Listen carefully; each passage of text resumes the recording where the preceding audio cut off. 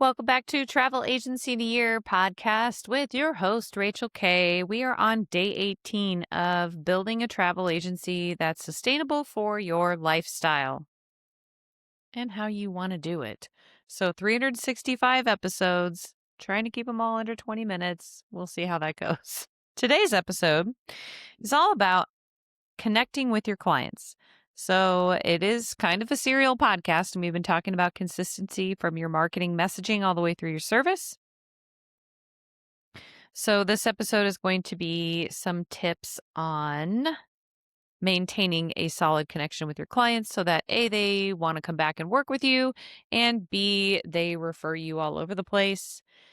Therefore, building your business however big you want it to be, honestly. Let me see if I can get this mic. There we go. Okay.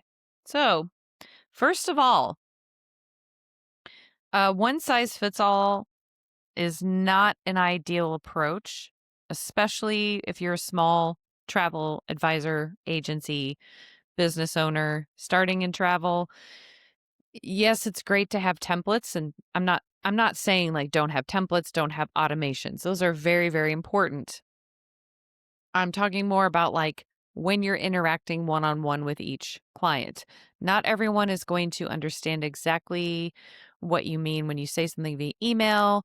I have had wedding guests who are just maybe not tech savvy in any capacity. So it ended up being a lot more phone calls to serve that individual guest.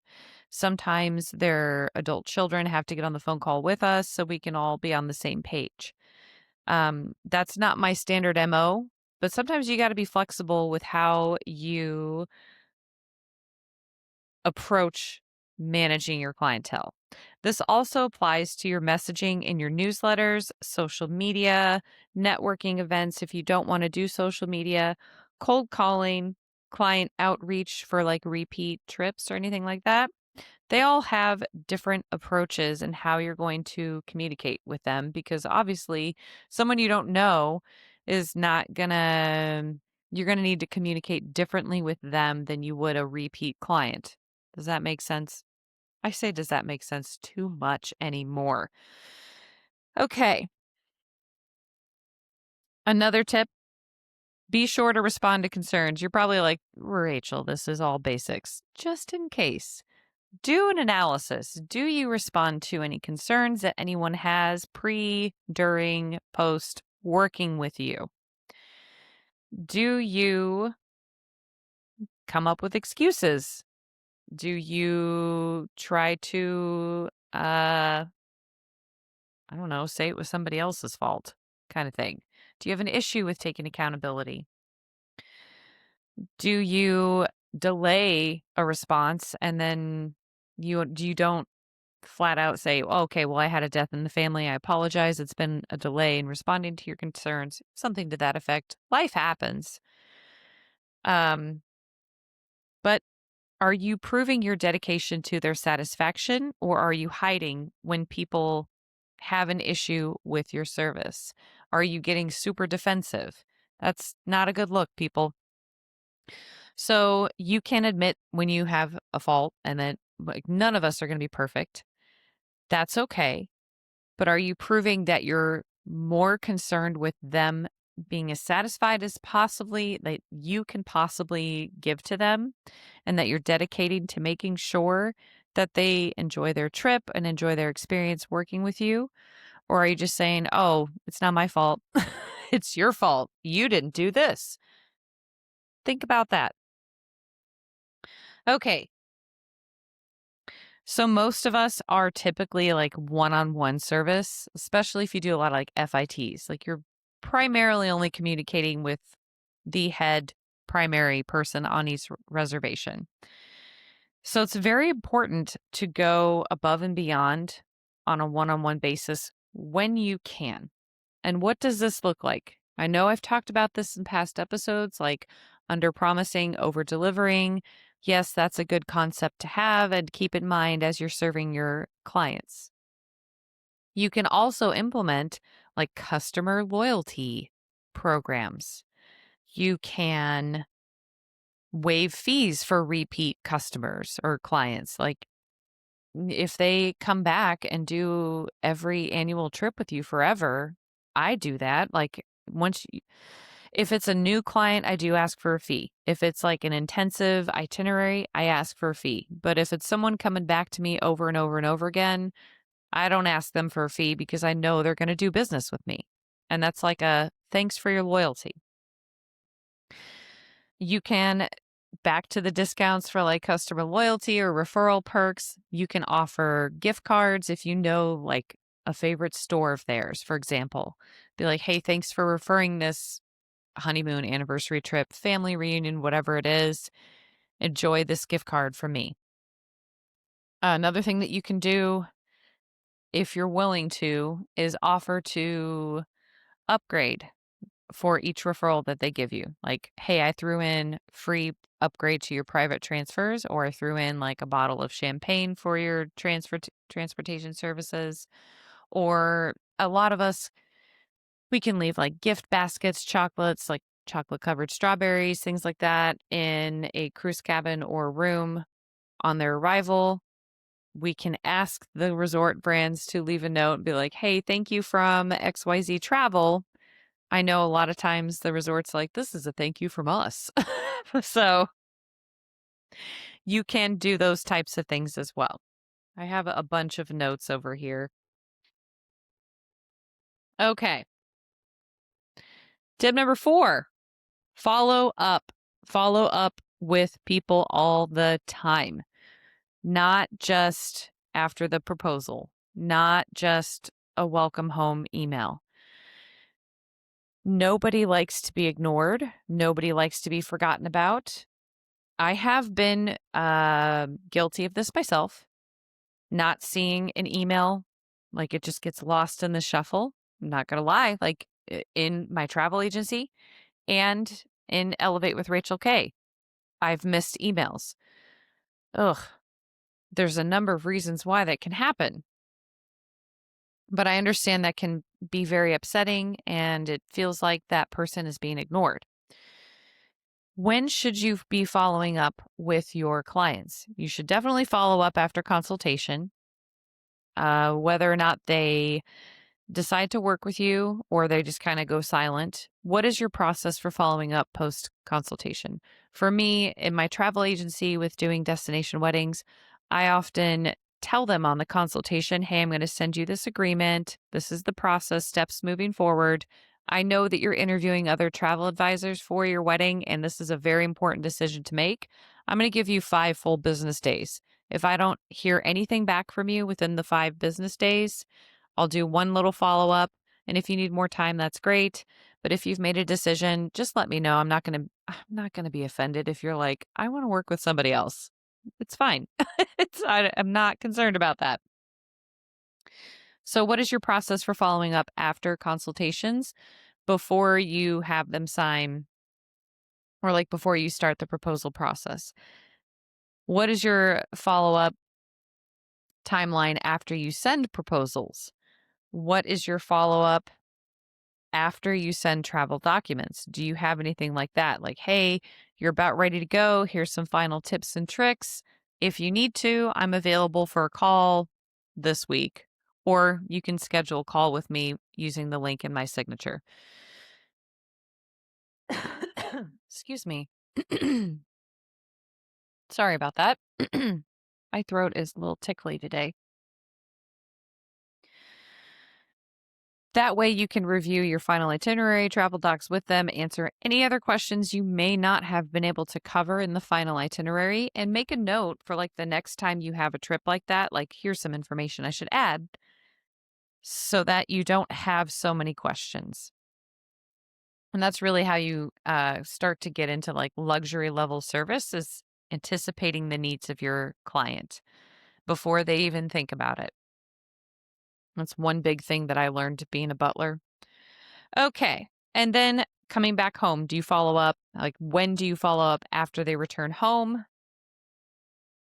I always love to do a follow up phone call myself with my travel clients, like the group hosts at least.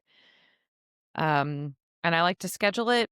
Usually, me doing destination weddings, I will follow up like 2 days after they return. And I'm like, hey, Hope you had a wonderful time.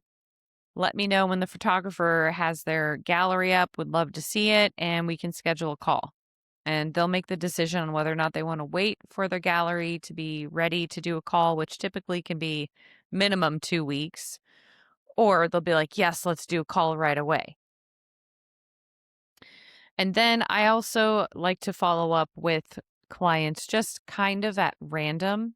So I keep in my CRM a lot of notes on my group hosts and just my FIT people, what they like, what they don't like, what their future plans are for travel, like trips in the future.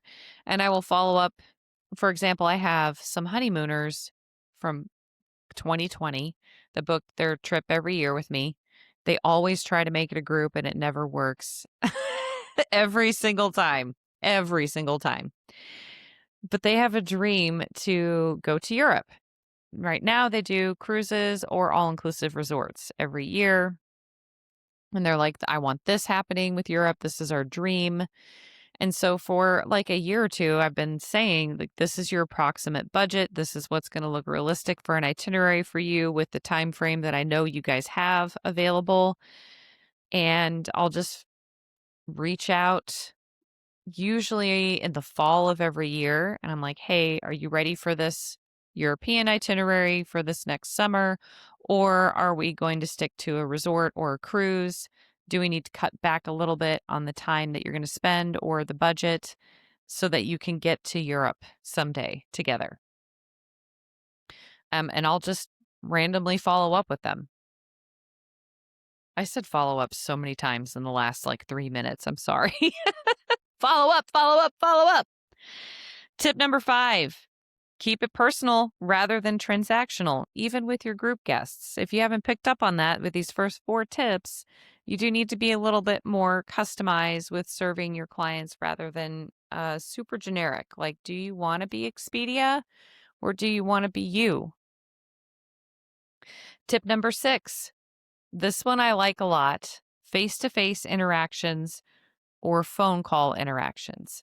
Now, you'll hear a lot of advice of doing Zoom calls or Google Meets so that you can kind of read their body language on the consultation. Not a bad point. For me, doing destination weddings, I've heard from so many couples like, oh, thank God you're just doing a phone call. Every wedding vendor wants to do a Zoom call. And I don't want it. Like, I want to get home from work, put on my PJs, and look like a goblin and not have to look good for this Zoom call with the vendor because I don't want to be judged. So, me personally, I'm a big fan of the phone call interactions myself. But do you offer face to face or phone calls? Duh, most of us do. I hope you do. I hope you're not just like strictly email. So, even with my destination wedding like group guests, I will send like pre-recorded videos of like, here's what to expect, da da da da da, so they can kind of see me in my email automations. They know what I look like, they know what I sound like. I'm not just some weird robot girl that they're just giving money to. Like, who is this lady? And then I also always give them an option in every email I send. If you have any questions and you're struggling hard with getting this part of your trip booked and you can't figure out the form. I've had people not be able to fill out the form. It's fine. Schedule a call with me and we will sit down and do it together. All right. Tip number 7. And you're probably like, Rachel, you do not follow this with Elevate. I've got a plan. Stay active on social media. Be where your clients are on social media and also the platforms that align with you, your company's values, and what you're comfortable with doing.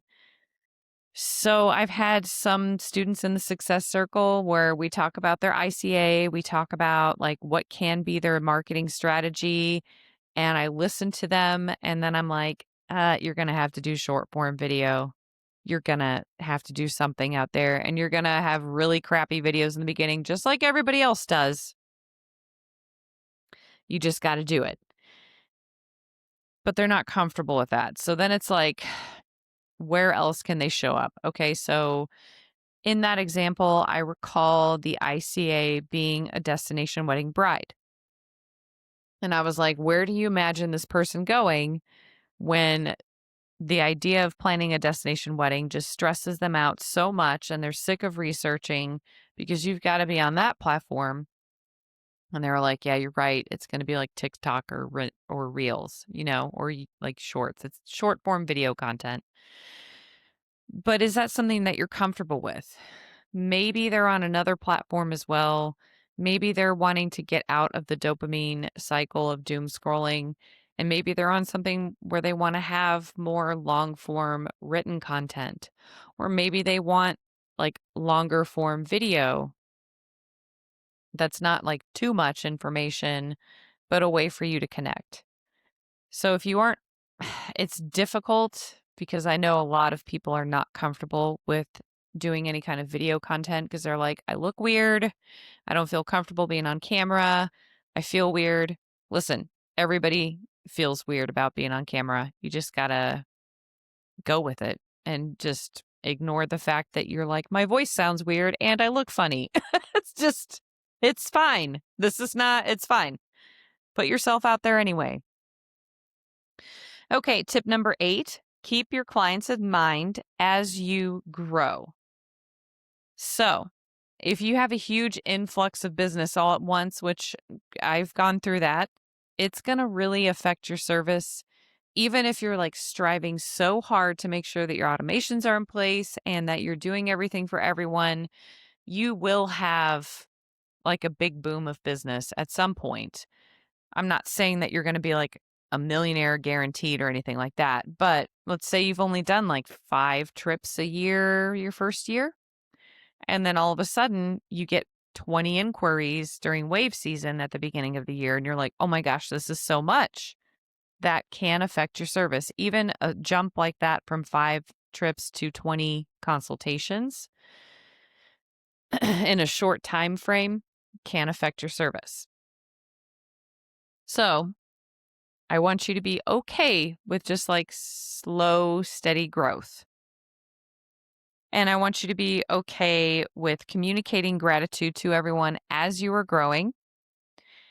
And also communicate like, hey, we've had an influx of inquiries. And I see this like when I send out my emails with Elevate with Rachel K, I will get autoresponders from people during certain times of the year, and they'll be like, hey guys, I'm in the thick of it, super busy. We have a lot of trip requests coming in. I will do my best to respond to you within 24 to 48 hours or whatever they say in their email. And that's like an effective way to keep them in mind as you are growing rather than they send an email and you're just like ghost. Which ties into tip number 9, which is show appreciation for everyone that refers you or does business with you. How can you show appreciation? Just like by thanking them, A. B, you can do like, here's a gift card. You could send holiday cards and be like, I'm just thinking of you during this holiday season. If it weren't for people like you, I wouldn't be in business. I really appreciate you. Or send an email newsletter, like little things like that, just showing your appreciation for them. Tip number 10, the survey. Now, I don't do like fill out a form survey. I do typically with my travel clients, I will ask them questions like, what can I do better specifically for my destination wedding couples? What can I do better for my next wedding couple? Like, where can I improve? I'm always kind of like changing and tweaking my services. Um, and it's fascinating what people want for their service kind of changes a little bit. And sometimes when I implement a change that I think is going to make things easier, one couple will be like, this was awesome. And another couple will be like, I need more. Like, people need more from you. Not that I'm just like full ghost. I'm just like, good luck, everybody. But as an example, when I first started offering destination wedding planning on top of travel management, I started with scheduled calls. And I had so many couples to the point where I was spending like 15 hours a week just on the phone with my couples, just planning.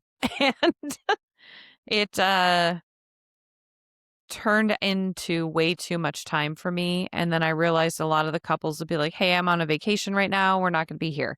Hey, we need to skip this call. Hey, we don't really need anything. And so I eliminated that, but I've had to bring it back in a different way to help my clients be uh feel assured before their final planning kicks in and before they go travel. So, that's an example of like what I do for surveys. I make notes of everything, and then when I do my monthly and or quarterly reviews, that's when I'm going to implement changes, which we'll talk about that too.